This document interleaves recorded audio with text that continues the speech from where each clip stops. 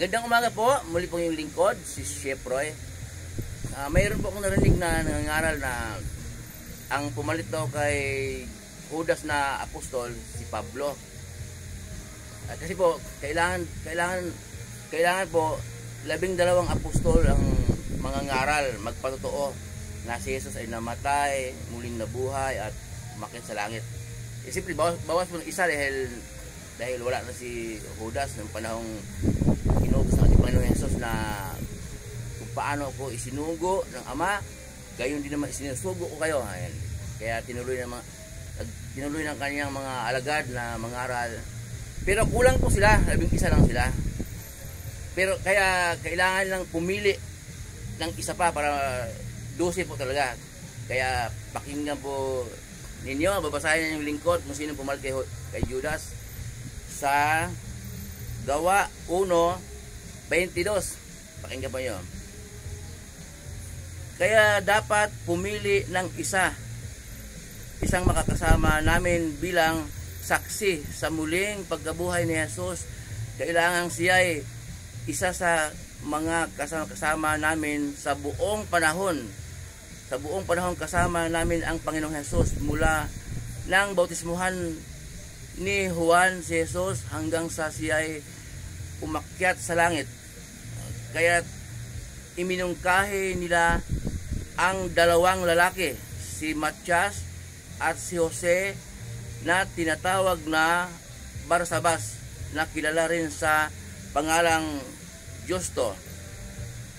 Pagkatapos sila'y nananalangin, Panginoon, alam ninyo kung ano ang nasa puso ng lahat ng tao.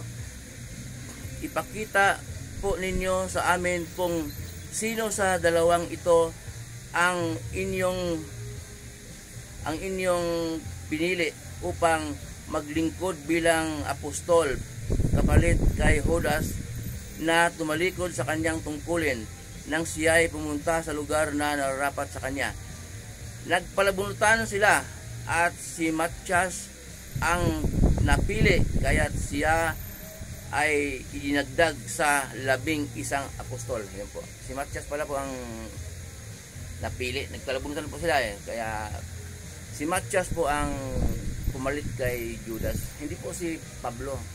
Si Pablo po, apostol din yun ng ating Panginoon Jesus. Tinawag siya ng Diyos. Pablo po dating si Saul, nung hindi pa siya Christian, nung bad siya noon, lahat ng naniniwala na si Jesus ay muling nabuhay, kakalagkarin niya, hulihin niya. Ayan. Tinawag siya ng hulihin niya, tapos gagapusin, pag lumaban, pwedeng ka patay. Mayaman po siya, isang binatang mayaman. Kaya yung pong tinawag siya ng Diyos, makapangyarihan sa lahat, para maging apostol ng ating Panginoong Jesus. Punta siya ng Damasco. Ang pangalan niya Saul pa.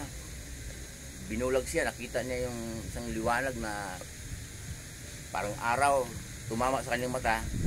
Ayun, bagsak siya. Nabulag siya ng 3 araw. Pero nung bumagsak po siya, sabi niya, Panginoon, sino kayo? Ako si Jesus, ang inyong inusig. Kaya tinawag talaga sa personal na tinawag. Sa bagay po, ang tayong mga Kristiyano ngayon, personal ang ating pananampalataya. Personal tayong tinawag ng Diyos. Hindi gaya noong Old Testament na kung may sasabihin ang Diyos, pinadaan sa mga propeta. Ngayon po ay banal na espiritu ang mangunguna sa atin upang makaunawa tayo ng salita ng Diyos.